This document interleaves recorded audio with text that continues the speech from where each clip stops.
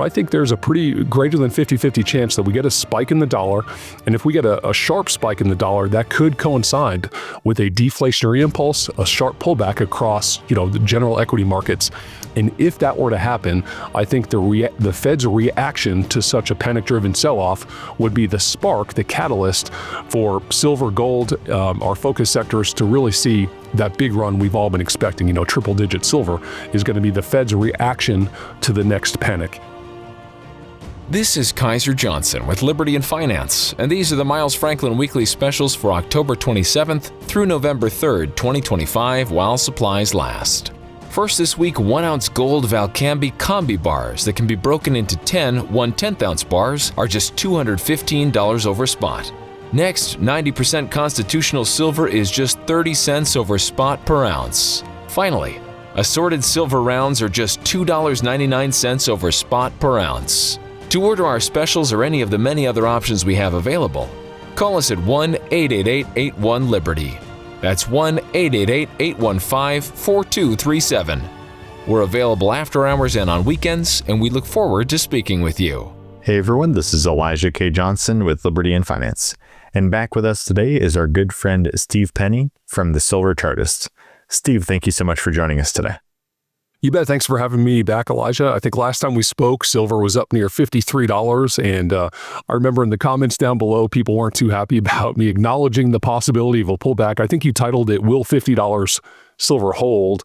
And I was, not so confident that it was. So we're back below 50, sitting at an interesting juncture. So look forward to a good conversation today. Certainly, as we speak, silver is rallying back right around $49 from its lows of about 45 and change. So your perspective on this, this huge pullback that we've seen over the last couple of weeks and this rally that we've been seeing over the last couple of days. Yeah, it hasn't been surprising at all. I mean, all the caution signals were piling up. As we mentioned in that last interview, the COT was extremely bearish. We haven't gotten the COT now because of the government shutdown, but the banks were heavily short silver. You've had a lot of euphoric optimism, a lot of kind of weak-handed momentum chasers, people who don't understand the bullish fundamentals for silver were hopping on. Why? Because it's going up. And I think, we needed this pullback to kind of shake loose some of those weak-handed momentum chasers. And that we're in the early stages of that. I do think there's a good chance there's more to go to the downside. And as always, strategy is greater than predictions. I've got my long-term positions and I'm well positioned if silver just keeps going higher. And I do expect in the fullness of time, well into the triple-digit silver. So I'm as bullish as you could possibly be long-term before people kind of criticize me in the comments for being, maybe short-term cautious and still think there's a little bit more downside. I'm looking at support down near $40, potentially even down near $35 silver. I mean, I'm not expecting that, but it's within the realm of possibility. Definitely. And can you share with us the charts that are showing you those levels? Okay, so this is a chart that I've been sharing quite a bit the last few months, and I had been labeling this chart the roadmap to $50 silver, and that was a popular label. People did like to hear that, roadmap to 50, and we were projecting $50 silver into September or October. So this chart has been very accurate as a roadmap up to 50, and that was a popular message. What's not so popular is that we're overbought against resistance, and there's a confluence of resistance right here, right now. We're still overbought. You've got this long upper wick on this monthly candlestick, although today's bounce is kind of making that candle look, less ominous than it did before today. But still, you've got this long upper wick, we're below 50. So you could make a case that hey, we've got this long upper wick, we closed below 50, it was a false breakout above 50, and we probably need a few months at least of consolidation before going and making a new high above, this high here of precisely 53.76 was the intra-month high, 53.76. I think there's a good chance we're going to need a few months of consolidation before breaking above that level. Now, the good news, so that's probably not welcome news to a lot of people, but let me show you the good news for long-term silver investors. Let me get this on the log scale. Many of you have probably seen a chart similar to this, and this is a 40-year cup and handle chart on the price of silver, and this is a pretty chart, and it's a bullish chart. Now, once we break above 50 for good and we close above $50, that gives us a measured move target using conservative assumptions of about $96 silver. And the way you get that measured move target is you take $50, which is major resistance, and then you subtract the low down here, which is around $4. So 50 minus 4 is $46. 46 plus 50 is 96. So you kind of like take this chart and flip it over, and that gives you a measured move target up near $96 silver. But what confirms that breakout is a monthly close back above 50 and then making a higher high above 53 on the futures contract, or 54.47 is as high as we got on this spot price that I'm looking at here. Now, one of the very crucial charts that you're looking at as well is the dollar index on a monthly time frame. Can you share with us what you're seeing there and how it plays into the precious metals at the moment? Yeah, and last time we spoke, I said the two most important charts to watch for October are, one, this monthly log scale chart on silver, this monthly candlestick. Can we close back above 50 and above this resistance line? So that was one of the two most important charts to watch for the month of October. Well, here's the second one right here. And I just want to give the caveat. I'm very bearish on the dollar over the long term. I'm about as dollar bearish as you can get, and about as precious metals bullish as you can get over the long term. So I don't want to sound like, I'm some kind of precious metals bear and dollar bull. Not the case at all. However, almost everyone and their brother is bearish on the US dollar over the short term, and conditions are ripe for a bounce in the dollar. From also, the technicals suggest that as well. So here's this long-term chart of the US dollar. You can see this goes back to 2008, and this is about as clean of an uptrend channel as you can possibly get. Every time we've gotten up to this resistance, we've fallen back, and every time we've tested this support for the last 15 years, we've bounced multiple times. And we're testing, coming into the month of October, we're sitting right at that support line, and we're bouncing. The dollar is up so far almost 2% on the month, bouncing right from that support. Now, a bounce in the dollar would catch many by surprise and would be a headwind for metals. Now, there is some precedent for the metals and the dollar to rally in unison. That could happen.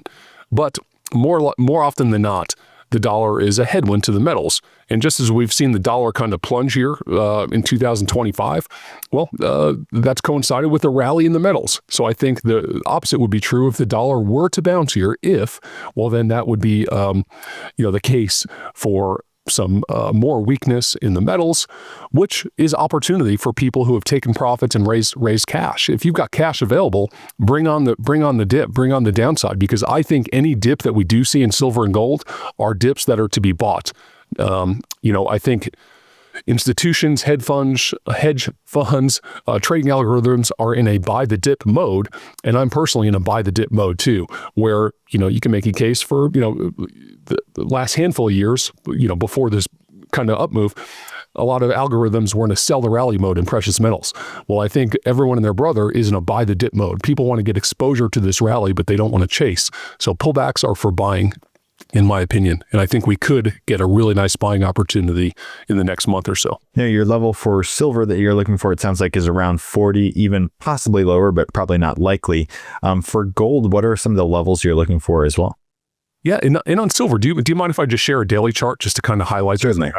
Yeah, I meant to do that before, and you asked me to, and I got off on a tangent.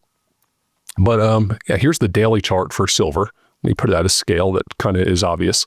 So initial support here, this blue 50-day moving average. And by the way, when I look at this chart, cancel that. I think of like two cohorts of investors right now, right? There's a lot of people who saw this big move, especially from $40 to $50 silver. That happened fast. And there are people who wanted to get on board of this train, but they just never got a pullback. So they've been waiting for a pullback to get some exposure. Well, now here's their pullback. So I think that's what's causing this bounce here. People who want to, jump in and buy the dip. Well, I think there's another separate cohort of people who are perhaps way overweight precious metals and never took any profits along the way. And then they had kind of, a scary moment here this last week or two with these big sell-offs. And they said, shoot, I should have sold some. Well, I think those people are likely to take profits into strength. So all that to say, what I think is a potential path here, and is kind of my baseline roadmap, is we get a bounce up here towards 50, and then make a lower low. I actually put on a short-term trading position here just 2 days ago, sent an alert out to our members on Tuesday.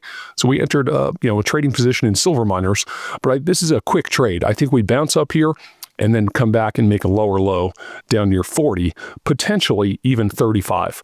Now 35, I'd say that's less than a 50-50 outcome. I'm not necessarily predicting that, but it's enough within the realm of possibility that you should have a plan in place for, what are you going to do if we pull back to 35? And I'm keeping some cash available for if that does come to fruition. And if it does, man, what a buying opportunity that would be. Look at this strong confluence of support right here at 35, just below the 200-day moving average. So anywhere between 40 and 35, I'll be a pretty aggressive buyer in silver.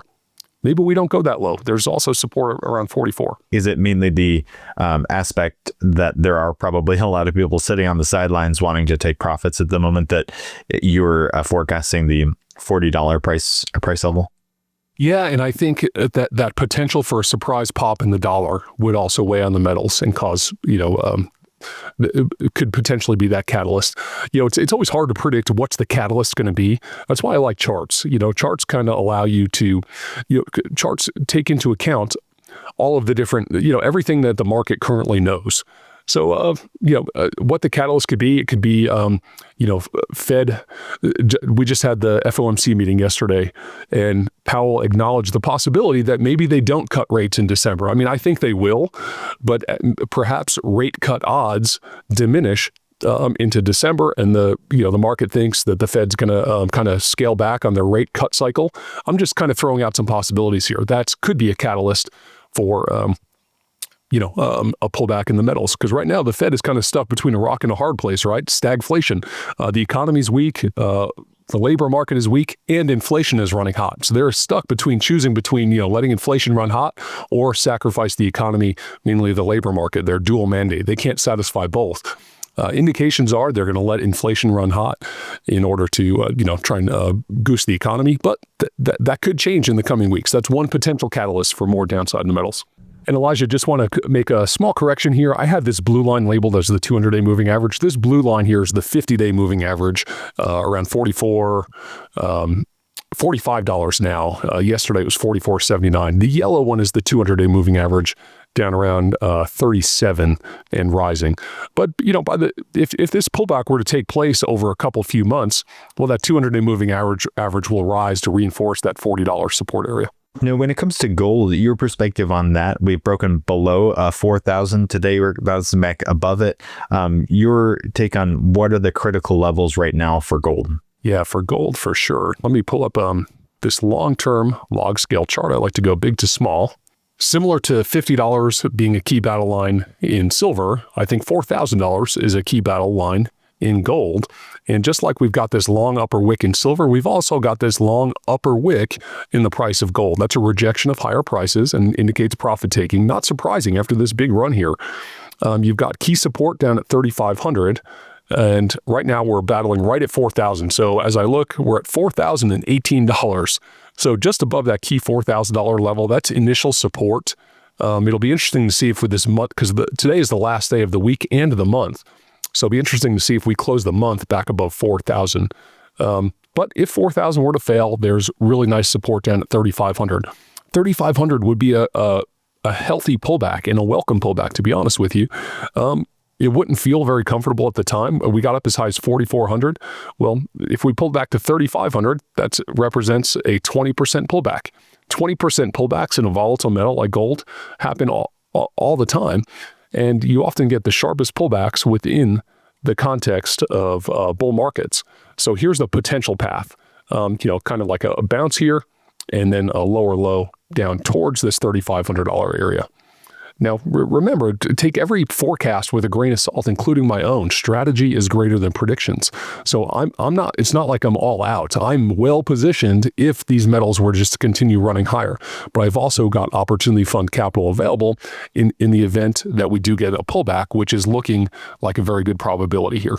Now, also for platinum, we have had a pullback here from the $1,700 level, but it doesn't seem as dramatic as gold and silver. Do you think that's a good sign for platinum, or do you anticipate a further drop from here? Yeah, that's a really good question. Platinum is the most undervalued of the three metals we track: silver, uranium, and gold. Or excuse me, silver, platinum, and gold. I do track uranium as well, but I could consider that a separate category. Out of silver, gold, and platinum, I think platinum is the most undervalued. It bounced twice here, right from this blue 50-day moving average. To me, there's key support down here at 1481. Anything near 1500, I think, is strong support and presents a favorable buying opportunity for platinum. The most recent high is 1770, and if you look at a long-term chart for platinum, the all-time high is 2309, and I think that number has a magnet on it. Just like $50 had a magnet on it, I think 2309 platinum has a magnet on it in the quarters ahead, and I think that target's very likely to be achieved probably in the early part of 2026. Now, when it comes to the longer term, obviously, we are looking at gold, silver, and platinum, and it seems like the interesting thing about silver and platinum is you have industrial fundamentals behind them as well. So in a good economy, it seems like they would do well, but also in a bad economy, there are fundamentals or things to look at that would still signal that silver and platinum could potentially do very well, given that silver is being seen more as a monetary metal at the moment, and then platinum also that crazy ratio to gold. Your take on the fundamentals right now? It seems like, at least for silver, certainly it has both of those components that seem to be really bullish for the metal, regardless of where the economy goes from here. Yeah, for sure. Silver and platinum both do have that industrial demand component, but what's going to drive the prices higher is investment demand. Both are very small markets, and it doesn't take much investment capital to flow in. Just a small number of generalist investors say, I want a little bit of silver, I want a little bit of platinum to really move the price. So yeah, I think silver, and to a lesser extent platinum, benefit from safe haven demand from a weakening economy, and also, that strong industrial demand from a growing economy. So they both have tailwinds. The risks to both metals are, some kind of deflationary impulse, panic sell-off across the broad equity markets would likely hit all of our sectors and likely coincide with a potential pop in the dollar. Those are the risks. But if that were to happen, I think the silver, uranium, gold, platinum would be amongst the first sectors to really rebound and rebound sharply. And if our viewers are interested in learning more, obviously it's a crazy market out there, and keeping an eye on this is very important. So people can go to silverchartist.com. What will they find there? Sure, yeah, it's a fully transparent over-the-shoulder service with real-time alerts. We've got a long-term investment account and a shorter-term account where we use volatility to our advantage. We were able to exit all of our silver mining positions right near that interim peak the day before, actually. I don't claim to be able to do that all the time. Sometimes there's some luck involved in that, but we were able to fully exit and now slowly scale back into weakness using volatility to our advantage. That's, we're not afraid to push the sell button when we get extreme overbought against resistance.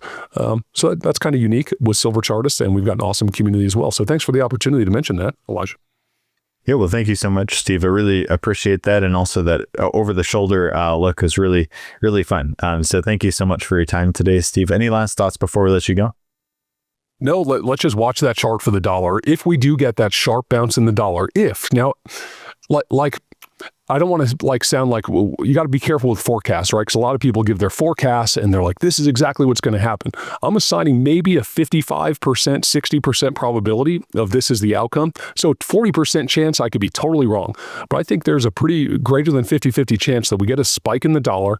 And if we get a sharp spike in the dollar, that could coincide with a deflationary impulse, a sharp pullback across, the general equity markets.